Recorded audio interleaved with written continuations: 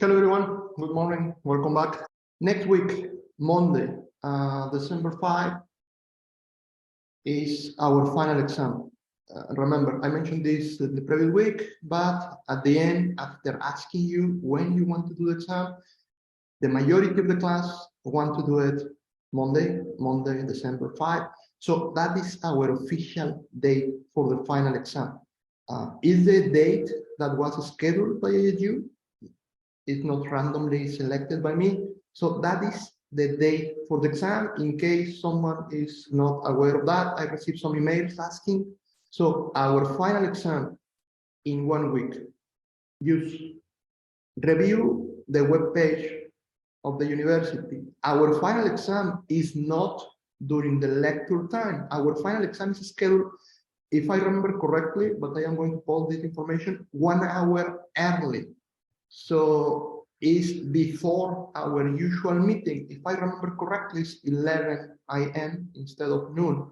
So I will be posting this, but consider that in your schedule for next Monday. Also, parenthesis, the same day, for those of you taking 564, the final exam is also that day. I am aware, 2 exams, my 2 classes are going to be that Monday. You can do it. I asked about it, and officially you can have 3 exams the same day, and that is fine. So 2 of them for Monday is going to be 563 and 564. I am going to talk more about the details in our review, but that day, our final exam, and for those of you in 564, that day also, the final exam for 564. Before we start, at this moment, all the midterms have been graded. You have your grade for your midterm on Canvas. I mentioned this before. I put the information in a slide for the people that is maybe not here, people that is going to join later, and maybe our exam, December 5, is ASU schedule, no change on that. According with them, 3 exams the same day is okay. So I am aware some of you are going to have 2, 563 and 564. That is going to be the schedule. Final project. Hopefully everything is going well with your final project. The TAs post an announcement about things that you ask frequently, similar to what I am going to do with the exams. Any questions that you could have, please do not hesitate to send us an email to me, to them. Ask. Do not wait for submission and then appeals, right? It's going to be very hard to do that in the last week. Just to be sure, what we are asking you to do, what we are going to be grading, and you have access to the rubric, the backlog. The backlog, either as a product or as a sprint, but we are reviewing, checking your stories, what you put there on the tool, on Taiga, as stories. We're going to read them and check if you really make the case for stories that are functional requirements, not epics, and so on. Things that you are working on. We're going to review your sprints. It is okay if you have 1 sprint, 2 weeks, or 2 sprints, 1 week or 5 days. We're going to review that you follow the process that I described with the tool. Backlogs, sprints, and probably the most important, the task board. We're going to review which task you create for each of your stories.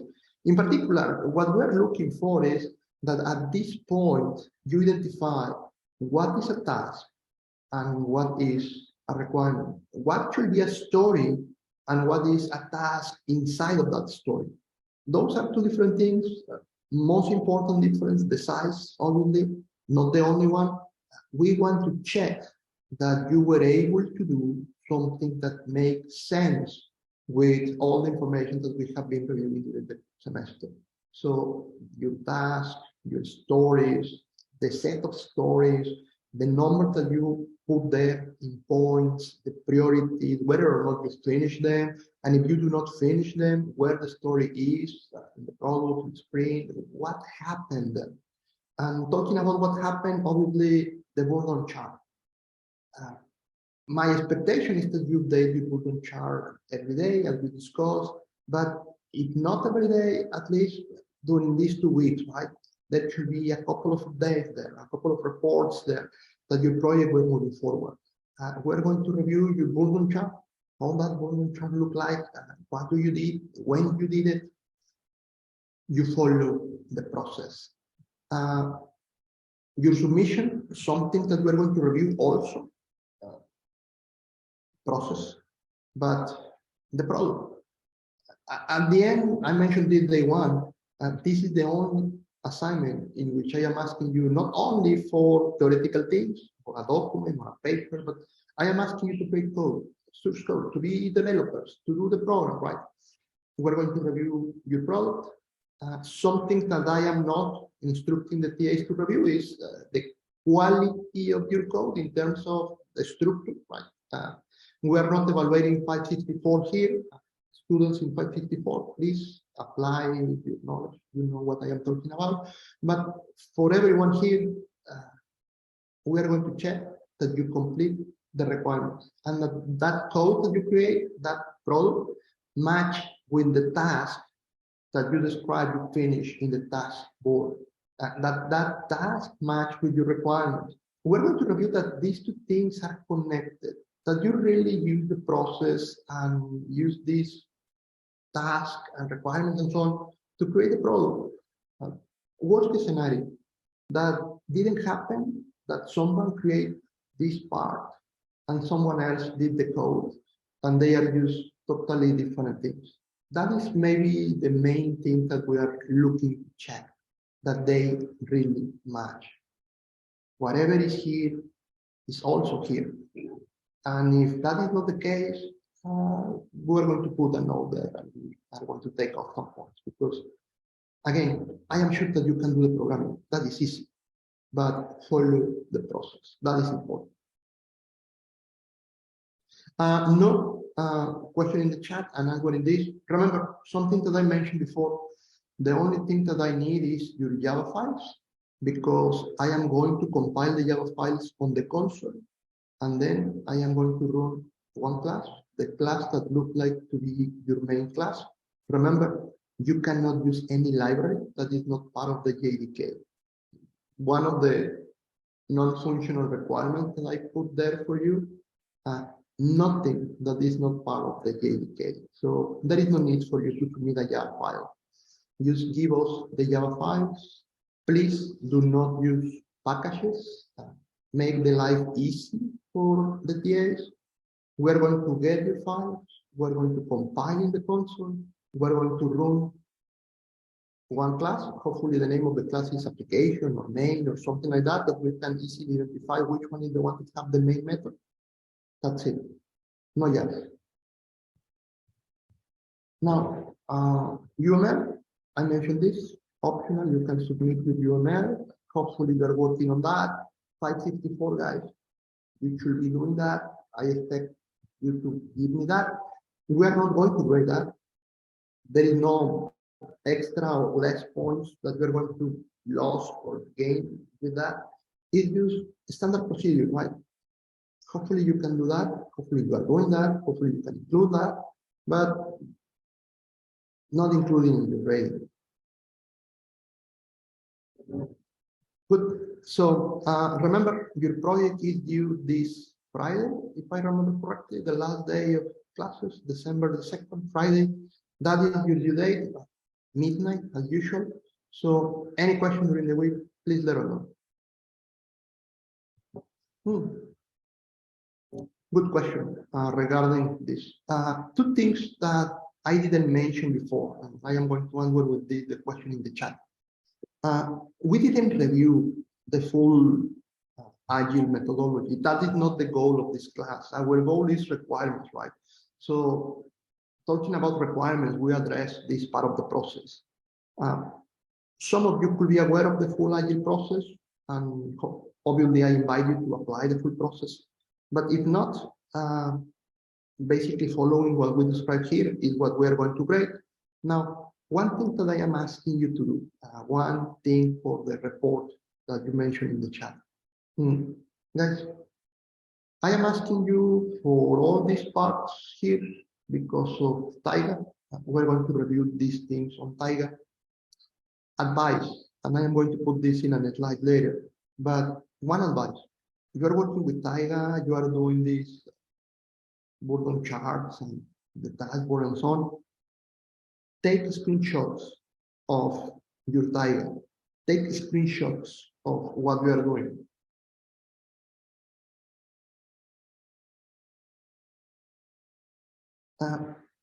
Some of you, one member of the team leader, today, tomorrow, every day or two, take screenshots of your repositories of what you are doing, of what is happening there. I am not asking for those screenshots, but you know what? It happened in the past. Professor, we did the project, but we do not know what happened. My friend just delete everything. So we do not have any product backlog. We didn't have any button chart. We didn't have any dashboard. My friend deleted. What is going to happen? You know what is going to happen. You are going to have a 0 in the assignment. So my advice, just in case that your friend delete everything, take screenshots. So if by any chance you need to contact me and tell me that your friend delete everything, at least you can show me something that you have, like show me that you really were working on something. I don't know. Obviously, you are not going to get full points for that, but at least maybe we can give you some points. You can be thinking, this is not going to happen to my team. Hopefully not, but use in case, take a screenshot, save a backup of whatever is happening there.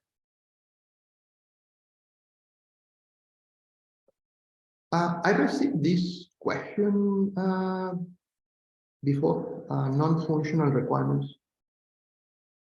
Code, okay, let me answer those.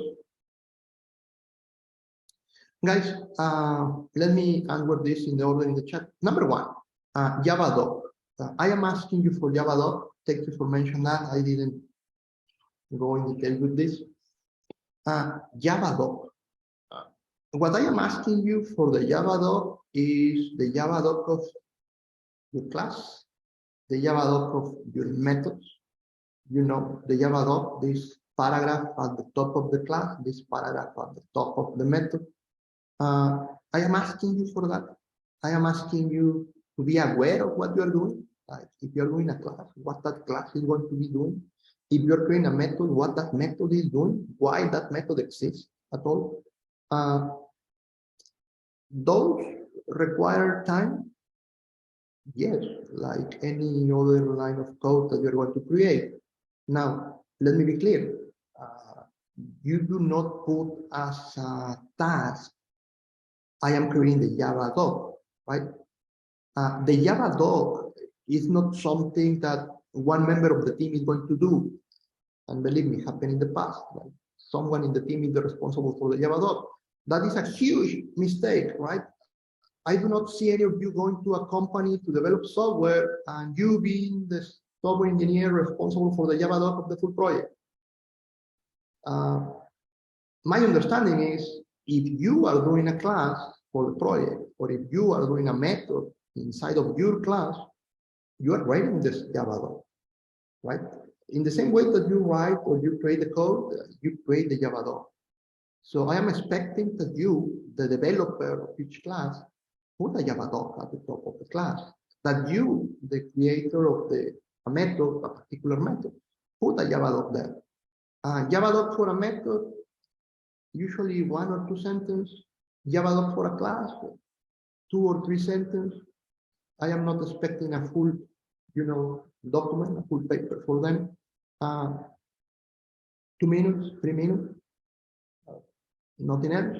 It's going to use your time, yes, but well, it's part of the developing process, right? So do the Java doc, yes. I am aware that you're going to spend some time with that, yes, but please do not put as an activity, I am doing the Java doc. That is not an activity. That is the responsibility of you as developer of one particular thing. So you use your time for the Java. Should not be so long. Non-functional requirements. What you should do with the non-functional requirements. If I remember correctly, help me to remember, but basically my non-functional requirements so far is one, and it's about the platform. I mentioned before, do not use any library that is not already included in the JDK. What do you do with that? Nothing special. Nothing is going to happen with that requirement in your backlog, right? Because it's not one activity. It's something that you are going to do. It's something that you discuss with your team when you are doing your planning, right? It's something that is there in the environment. It's something that all of you are aware of. But there is no particular documentation, at least in the process. There are other documentation that we didn't talk about it. But if you are asking about including that, for instance, in the backlogs for the product or in the user stories or something, I am not asking for that. That is not the place for this. Other than that, other than the platform, I think I didn't mention particular non-functional requirements. I didn't ask for a particular performance or robustness or security. There is nothing there, as far as I remember.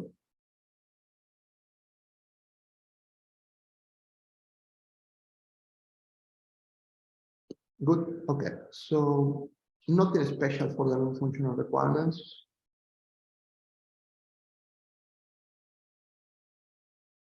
Code submission. Very good question. My request for you for the code, please submit your code, all this, to Canvas. Why? I didn't review with you guys GitHub or repositories or version control. So if I do not review something, I prefer to do not assume that you're familiar with that. Most of you, maybe 99% of you are, but just in case, submit your source code, submit your Java files to Canvas. I am going to put a link on Canvas for that.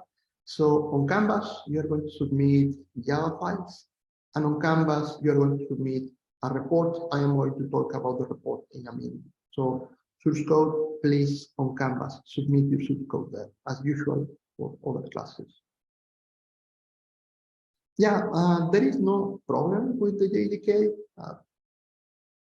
I am confident that your program, I didn't ask you for anything wonderful. So I am confident that your program can run in lower versions than that. But if you're using that one, I have no problem with that. The only thing, be sure that you can run your program only having the JDK, any version. If you are at the top of the new version, it's fine. We are going to have that, or we can have that to run your programs. Java version is not a problem. JDK, you can use the newest one. It's fine. Use no other libraries. I have a question in the chat. Help me, the menu. I have this question. I am not going to mention names, but the menu. The menu is a non-functional requirement. It's a good question for your exam. Tell me, yes or no? The menu is a non-functional requirement. Good. At least I have an answer. Good. I agree with both. No, this one, the menu, is not a non-functional requirement. Not the menu per se. I think what you are thinking in the question is a graphical user interface. A non-functional requirement, usability. The project that I described was a project with a graphical user interface. So usability could be this non-functional requirement, but not the menu per se. The menu, as mentioned in the chat, is use an element that you're going to use to facilitate the triggering of actions. The menu is something that you're going to create, not the menu, but the graphical user interface. Something that is going to be not there, like create the menu, but something that is going to be inside of something bigger, an activity or an indication regarding the graphical user interface that I described. The graphical user interface is something that is going to be done. Yes, I agree with that in the chat. Yes. Your task, you are going to have tasks related with the graphical user interface. That is totally correct. Inside of that task, graphical user interface, and you can maybe put a picture of the screen that you want to create as additional information for that particular requirement, story, or so. Remember, Taiga allows you to add files. Pictures is something very common for the graphical user interface. It's better to describe something with an image. Interfaces that will work. You can do any of them, but the graphical user interface is something that you're going to create. The graphical user interface is a functional thing, not per se the requirement, but inside of something else, right? One important thing, guys, remember, your non-functional requirements, they translate to several functional requirements. When I ask for security, this security is a non-functional. But at the end, what happens is several of your functionals are going to have either extra information or there are going to be extra functional used to cover this big picture. Remember the lecture in which we mentioned non-functional are something that you share with the full team. And you share with the full team because that non-functionals are going to impact what I am going to do, the things that I already have in my schedule, or maybe what we as a team are going to do because we need to create new things, new tasks, new stories, new requirements to cover that one that is non-functional. So far, again, a specific place for the non-functional, I don't think so. Particular things that you're going to do to accomplish non-functionality, usability, you're going to do the menu, you're going to do the graphical user interface, but you're going to do it. It's going to be there. It's not like you're going to document that I asked for usability because I didn't ask for usability. I just asked for the graphical user interface, and that is just a small part of usability. I asked for you to keep your code in the JDK. I am asking for a particular platform, not something that you're going to document, but something that you're going to do, something that is going to be there in the product, right? Remember, this last practice, this last thing that we're doing is in the Agile environment. And for the Agile, it's not about documents. It's not about put the information in some place. The product is the one that is going to pick. And the product is the one that is going to have this graphical user interface, or the product is the one that is going to be able to run in this particular platform. The product is your presentation card. So the product has it. Good. So, okay, I addressed the chat.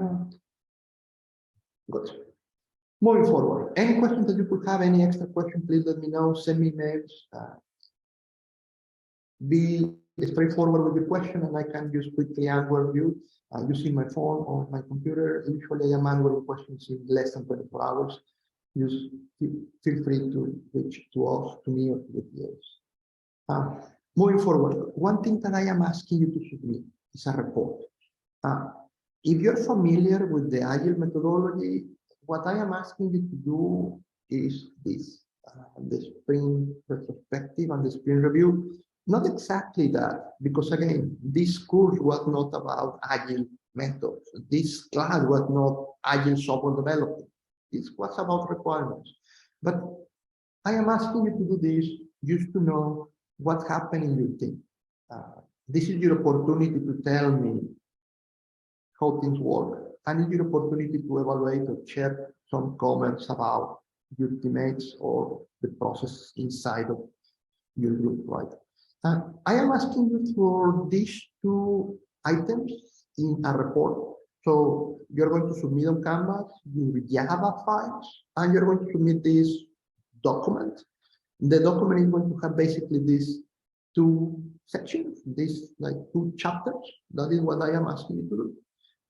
Chapter number 1 or section number 1, I am asking you to tell me more about your product.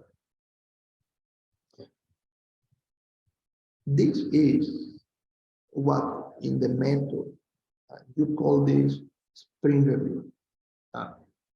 It is done in a particular way. It is done with a particular environment and with particular goals. I am not following all those details. The only thing that I am asking you to do is, can you take a piece of paper and tell me, as a conclusion of your assignment, something that you can do Friday before you submit. Tell me about the product. Tell me about the product. What? You finish the product? Yes or no? You implement 100% of the requirement that I asked you to implement? Yes, no.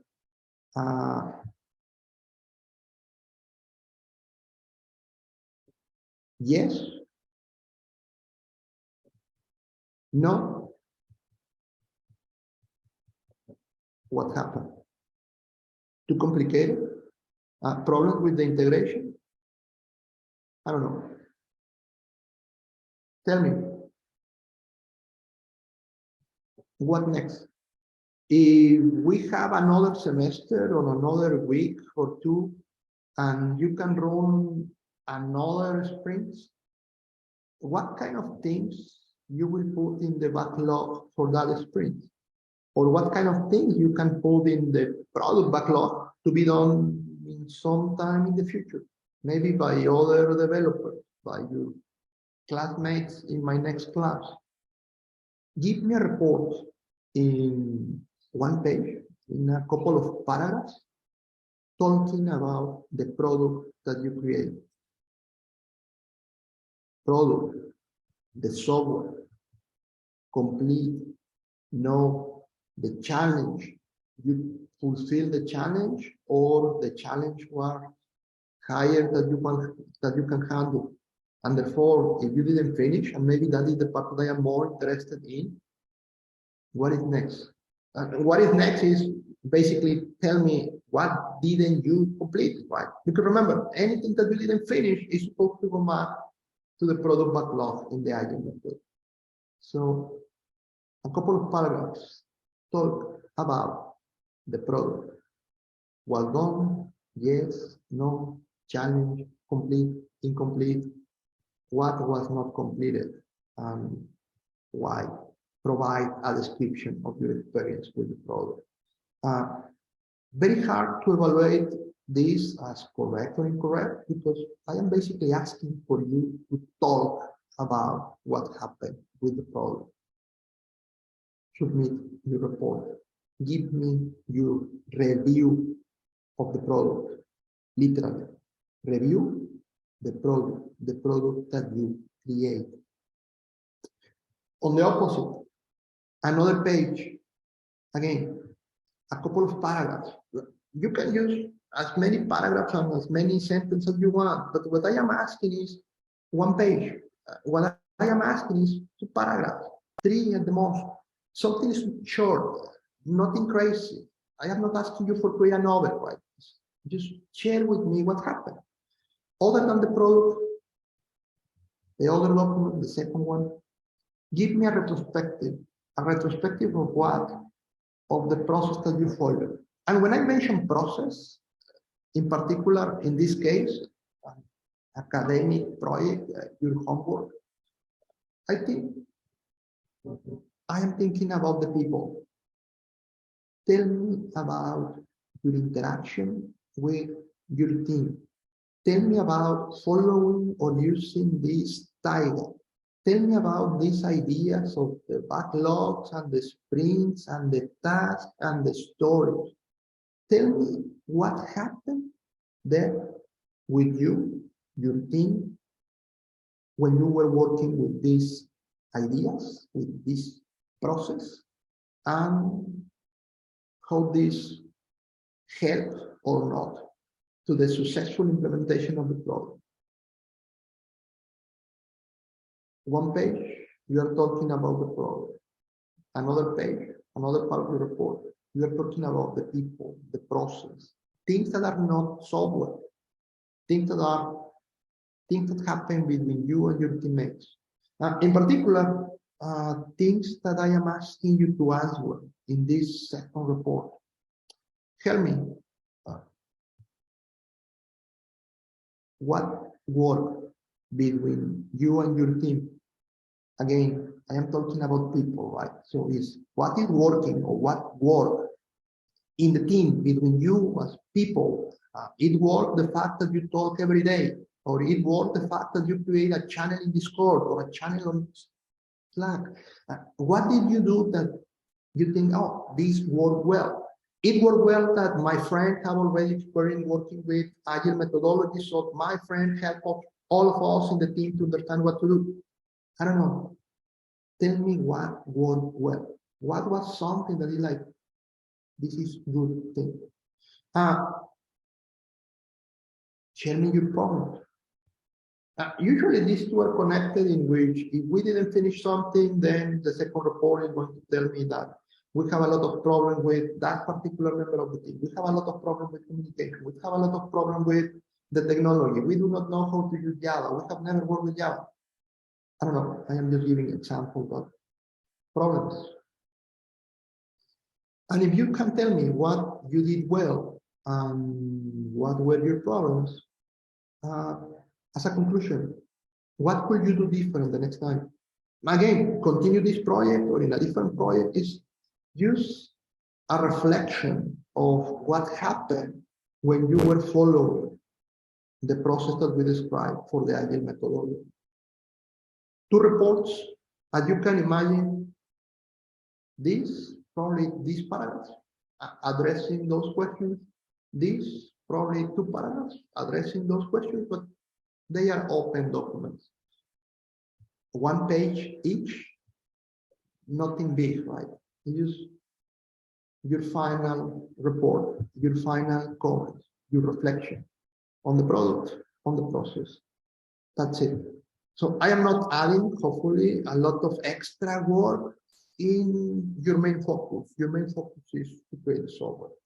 By the way, please, let me ask you, do you think that could be a good idea to add a user story or to add a task in the taskboard for create the review document and create the retrospective document? Yes or no? Thank you. Okay. No. Perfect. Please do not give me that. These documents are not part of the software, right? These documents are not for your customer. And therefore, these documents are not artifacts that you're going to create for the project. It should not be there on Tiger. They are not requirements. They are not tasks. This is something that we do internally for the academic purposes in this case, but internally for knowing and improving your participation with your team for future projects if you are in a company. They are not part of the things that you document on Tiger. They are not requirements. They are not tasks. Hopefully that is clear. I am not going to have any of this there. That's it. The only thing that you submit is Java files and this document, a document, one file with these two things, or two documents, each one in a different file. Your choice, PDF, docs, pages, whatever you use, is okay. Those are the mandatory things. Other than that, my assumption is the TAs already have a link to your Tiger. Everything else we're going to review directly on your Tiger, the process, your stories, and so on. My recommendation before about taking screenshots, guys, I am not asking you to submit the screenshots. It is not something that I am asking you to add to the report or something like that, because again, the TAs, they have access. My mention about the screenshot is a backup. Just in case, again, that this friend or this team member or this person delete everything that you did the last 2 weeks, and then you have nothing to show. use in that case keep a backup. And I could make the same recommendation for your source code. I mean, if you're working with GitHub, that is great. You have a backup there. If by any chance you are not working with a GitHub repository, I am not sure how you will be working, but if by any chance you have all the project in one computer, your friend computer, ask your friend to make backups or to share the source code with all of you. Again, if you tell me Saturday that you did everything, but you cannot show me because this friend delete everything or the computer of this friend crashed, it's kind of hard to believe that you do not have a backup these days, right? I mean, at least set up Google Drive or something like that for the code of your project. It's your final project, so do something about it. Could happen. Good, that is your report. So basically, what I described before, what I already told you, the UML optional, and things that I am adding, these two reports, this one file with two main ideas, retrospective and review. Clear.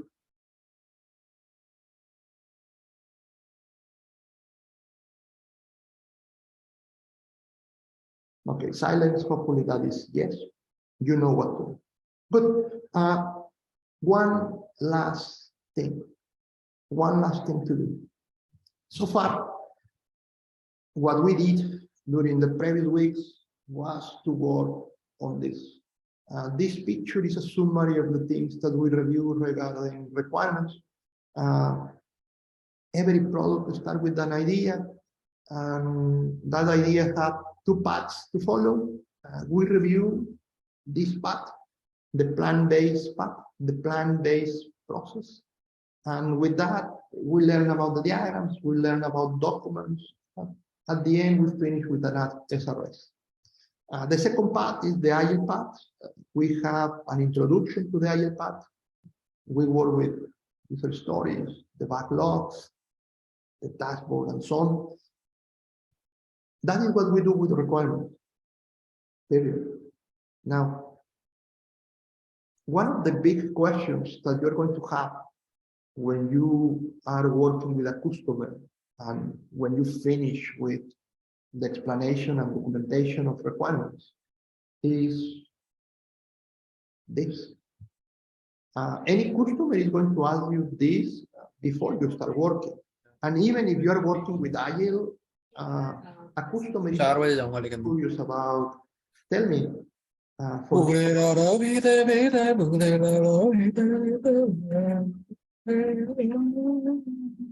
have some music.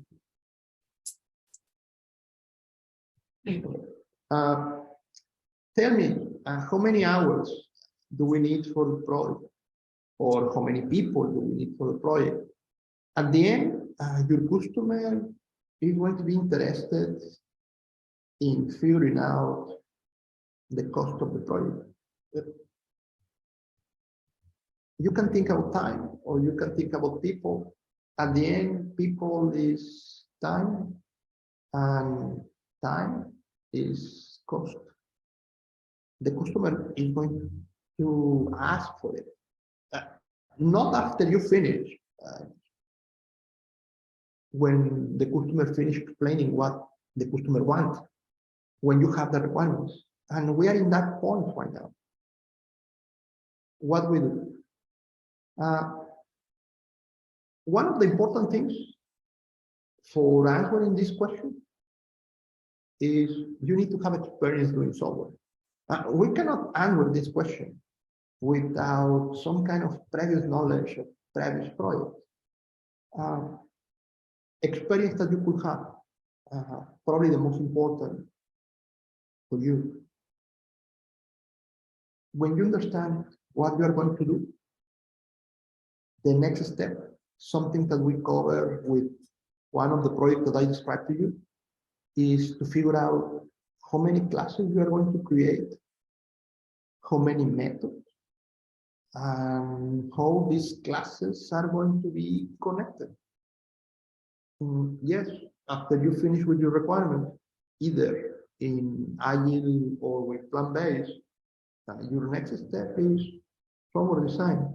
Yeah, the commercial for the other class. People that is taking this class, you know what is happening after this. Your classes, your connections, whether or not you're going to use patterns, which architecture are you going to apply, etc.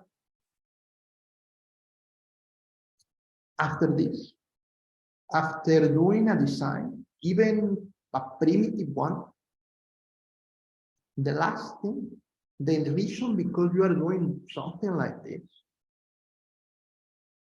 is to figure out this. One of the approaches to answer how many hours do I need to complete something, or one of the approaches to answer the question, how many people do I need, is how many lines of code I am going to create. How many lines of code this project is going to need. Lines of code, how big this project is going to become. And the connection between lines of code and people and time is something that we can easily solve. The beginning of the estimation, at least for the process that I am going to describe to you, is my input is going to be lines of code. My output is going to be these numbers.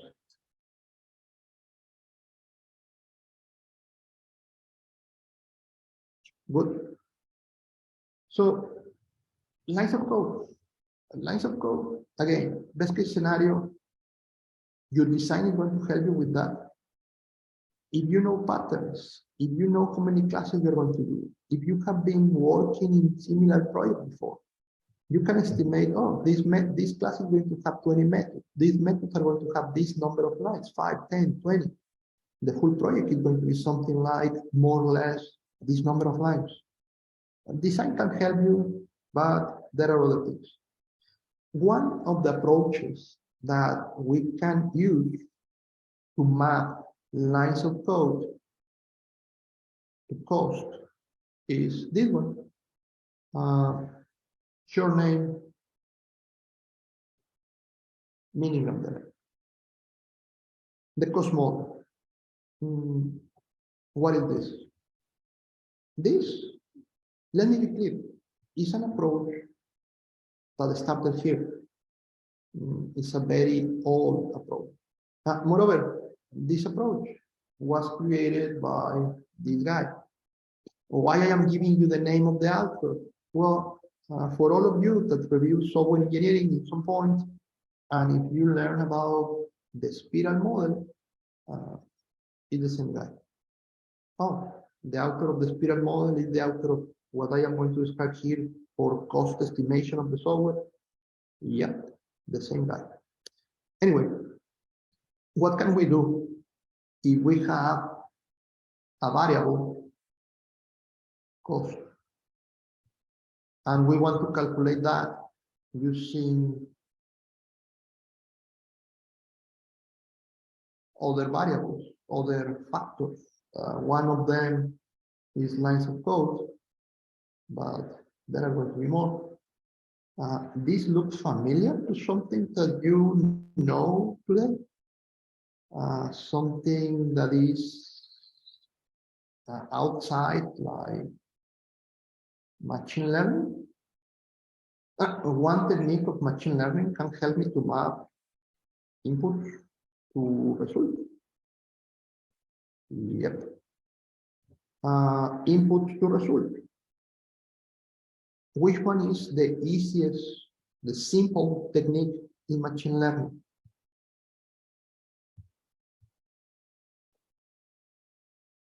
Is this picture familiar? Is this word here familiar? Regression? Anyone can help me about what is regression? In particular, what is linear regression? Yes, no, maybe. Ideas? No. Okay. Linear regression. Okay, so I have people that is listening that You know what I am talking about. I like that one. We have points, right? Like in this chart here, points. And we're looking for a line that connects those points. That line has an equation. So the next time that I have a variable here, a value, I could figure out where that point is going to be in this scenario. You know the goal, right? You have data. And then you search for the line. Searching for the line, linear regression. Professor, what is this thing related with software? Easy. Let's collect information about some projects. In particular, let's collect information. This guy collected information about 63 projects. 63. Really? That is nothing, right? But remember, we are in the 70s. 63 projects. I collect information. Information about what? Several things. I am going to describe that. Several factors. One of those, only one of those, lines of code. So think about this. You have a table with 63 rows with several columns. One of those columns, what lines of code?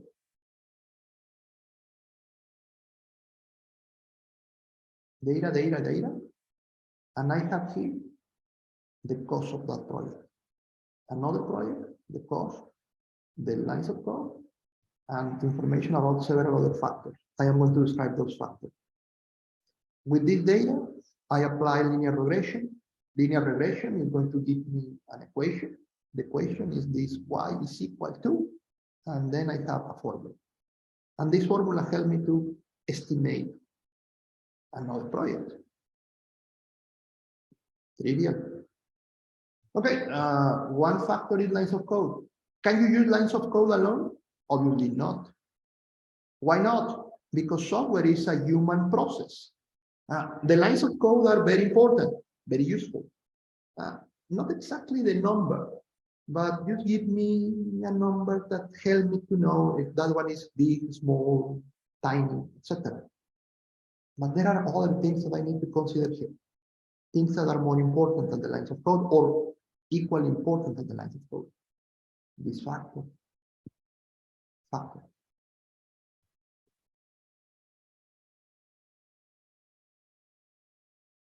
There are two groups of factors. I am going to describe one of them. I am going to describe the factors for one of the models. One of the models, this model. Now we have this one and this two. Yeah, as anything, you have version 1 and version 2. Big difference between them. Well, probably the big difference between them is because of the year.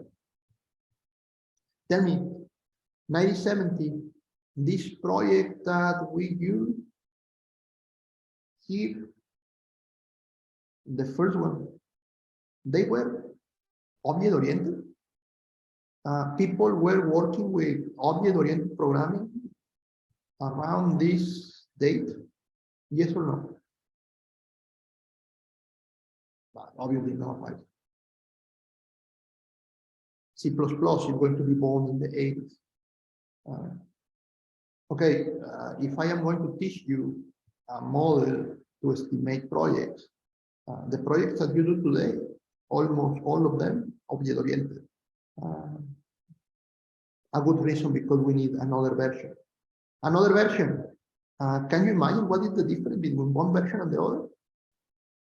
The data that you use to create the model, and therefore the data that you use to estimate the equation. Period. Okay, so easy. Guys, you can play with this online. You can play with this,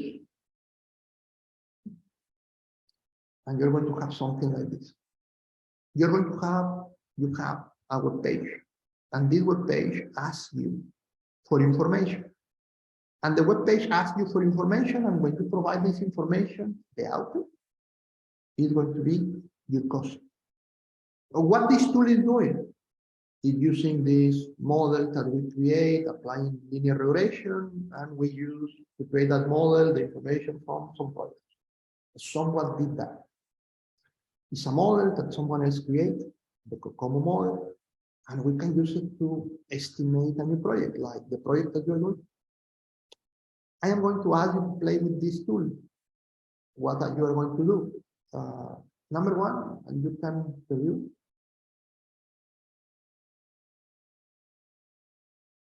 The first question that the tool is going to ask you is about the lines of code. Lines of code is going to ask you for three numbers. New lines of code for the project. Reuse lines of code in that project. Modified lines of code in that project. Reuse, assuming that you already have lines of code or things from previous projects that you're going to put here. Modify it. Lines of code that you have, but you need to change or extend. Numbers that you can put there.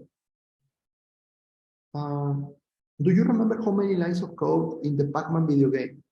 I mentioned this in one of the lectures. How many lines of code do we have in the Pac-Man video game? Yeah, thank you. If I want to estimate the cost of developing a Pac-Man, information that I already have is that the current game, one of the implementation of the game right now is that 1200 lines. Where do I put that number in my screen? Those are new or reused or modified. Hopefully you agree with me. If I want to create a new game, the easy thing to do, put the number there. Done. Professor, maybe I am going to reuse something. If that is a maybe, ignore. If you are sure that you're going to reuse a particular file or something, then you know the lines. But if you're unsure about something, forget about this and forget about this, and you can just work with the box at the top. In the box at the top, a number. What number? The lines of code. Is exactly that number? No, it's 1267 or something. We don't care about the exact number. You can put 1000 or 1500. It's an approximate number. What is more important is these questions. The factors, remember?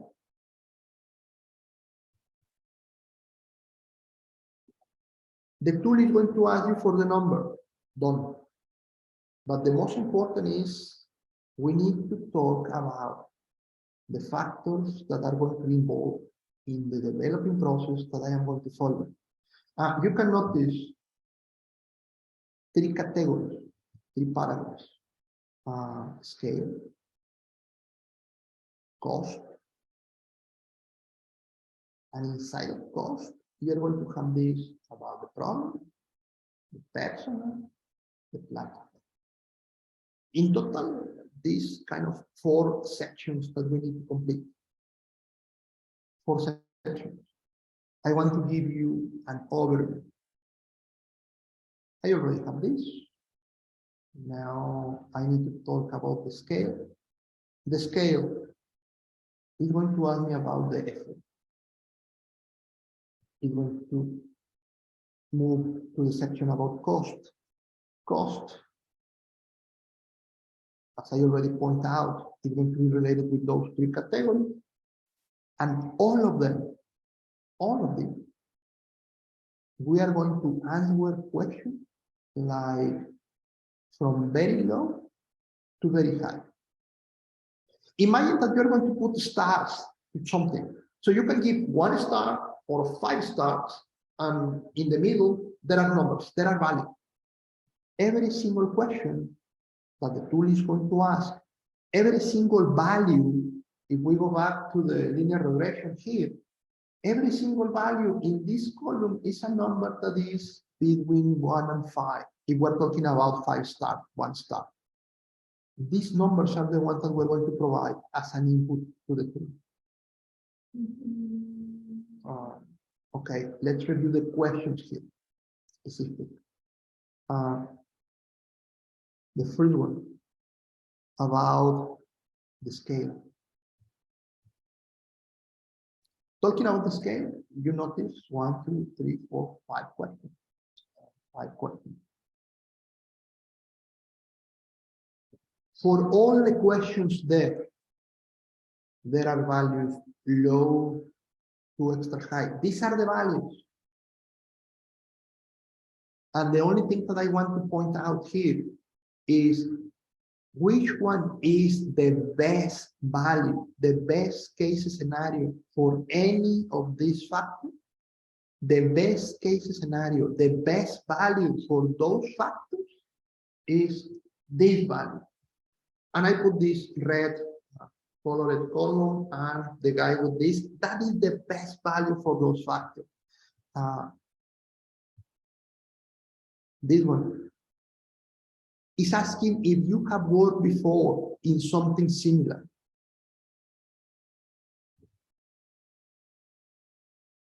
This is like, yes, a lot. Yes, several. Extra high is not like, yes, I have experience, but extra high means, yes, I have experience. There is precedent of this team working in this kind of project. You have some flexibility. Flexibility with what? With your goals.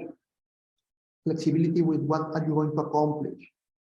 This one in particular, if you're working with Agile and you're working with your sprints and you as a team select what to do, you have general goals. You have total flexibility, a good value for the equation.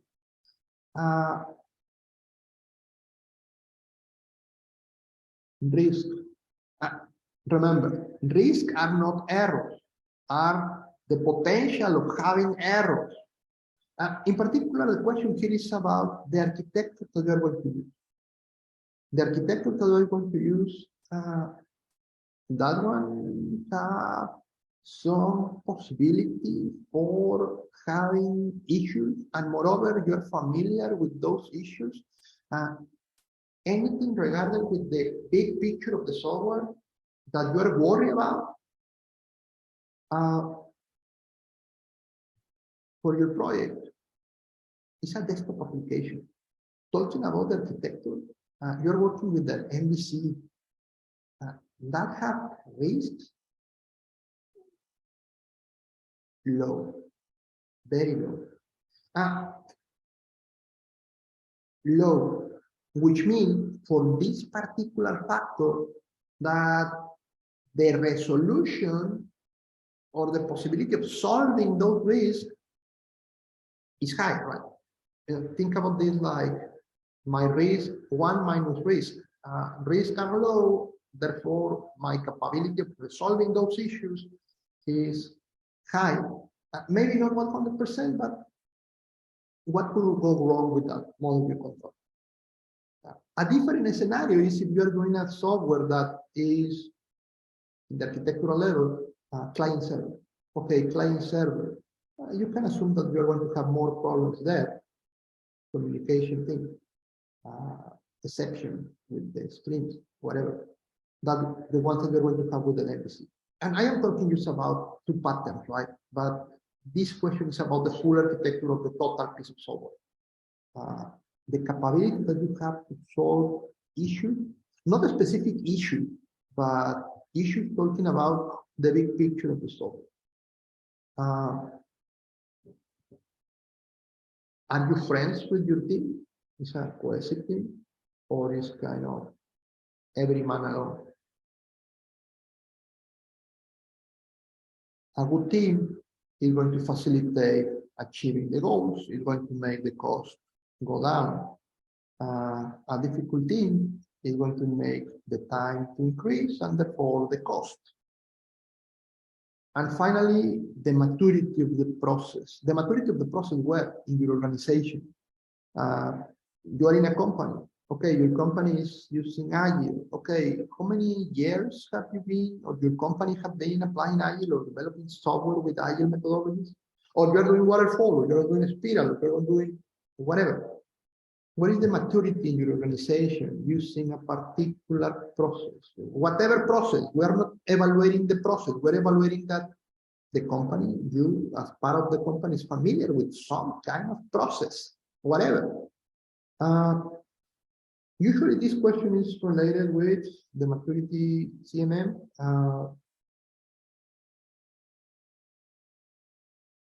If you have no idea what it is, probably it's a good opportunity to put it very low. Again, is whether or not you have a documented process that you follow, whatever it is. Yes, no, probably for any project that you're doing as a student, honestly, there. These are the best values. Now, for you, something that I am asking you to do for homework. I describe this. I show you the face for the good values. Can you take a look at this guy? In particular, I am asking you to take a look, and I want you to notice that, for instance, the product factor, the best values, the good values are here. And again, I put this face happy with the thumbs, like the best values for the cost driver related with product factors is low. Low, yeah. Your software requires reliability. This is a non-functional requirement, right? So if I am asking for this particular non-functional requirement, obviously, if the answer is yes, that is going to increase the cost. So the best case scenario for a project, the best case scenario in terms of the cost is going to be low. The best case scenario is that this is low. This is low. Like that is what I select from the menu. Similar to the database.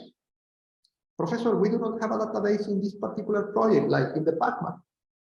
If you do not have a database in the Pac-Man, this is what you select, very low. What can be lower that you don't have in the database? Complexity of the product, a very subjective question. The Pac-Man is a complex product. Hopefully by now you agree with me that it is not, but depending on your previous experience, right? This question is really evaluating the previous experience that you have with this particular product. You have never created something with graphical user interface, not again. Maybe you're going to move in that direction. Something that I am showing you here. What you are selecting here, answering these questions are the W's, the weights, for every single variable in the equation. And that is the one that is going to give you the cost. This Y is your cost. This, your lines of code, the lines of code with weight 1. But for every other thing, you are helping me to wait what is going to happen. You are giving information that is going to be used there, but that information is going to be controlled by these factors. These factors are going to tell me higher or lower cost. It could be exactly the same lines, but these answers are going to change what happened. Now, I am going to continue with this at the beginning of the next lecture, but homework for you, not to submit, you to try. This is personal factors. Again, best case scenario, higher values. This is platform factors. Again, best case scenario, low values. This is project factors. And for the first time, as you can see, the best case scenario for some of the questions is low. The best case scenario for some questions is high. Homework. Can you go to this place use this tool with the Pacman 100, 1200 lines of code and play with these factors and try to figure out the cost for the Pacman. The tool is going to give you the cost in time and it's going to give you suggestions about the people. Please play with the tool, play with the Pacman, that you know the lines, play with the factor, try to understand what is happening there, and we talk about the results in our next lecture together with the final. Good?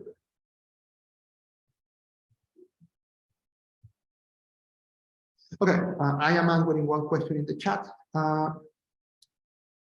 COCOMO estimation is use a tool, is one extra tool in your toolbox. Some people like it. Some people is fan of this estimation. Some people is going to go to the web page and estimate the project just to know what happened. Some people think that is garbage. Some people think like these numbers do not tell me anything. My experience is better than this model. When to use COCOMO? If you're going to use it, before starting a project. Before starting a project, when you already know what you are going to do, when you already have your requirements, when you have a product backlog, at least an initial one, and when you can figure out what is going to be your lines of code, when you can figure out a design, at least how many classes, those classes, what methods are going to have, when you have previous experience with another project that is kind of similar to this one, and that previous project was 1,000, 2,000, 3,000 lines of code. Remember, maybe the most difficult number to get here is we need lines of code.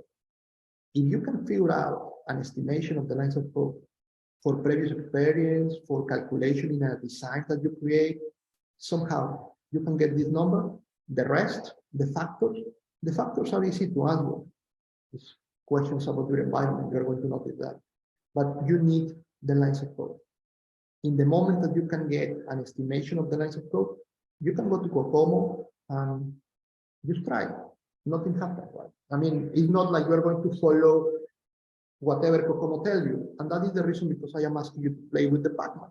You're going to notice the recommendation for the Pacman. Depending on how you play with the factors, the recommendation for your Pacman could be 10 years. Play with that. We continue the conversation in the next lecture. Good. I am going to tell you something about that extra credit next lecture. Involve these two. So yeah, we're going to talk about it. Good. See you next lecture, guys. Thank you.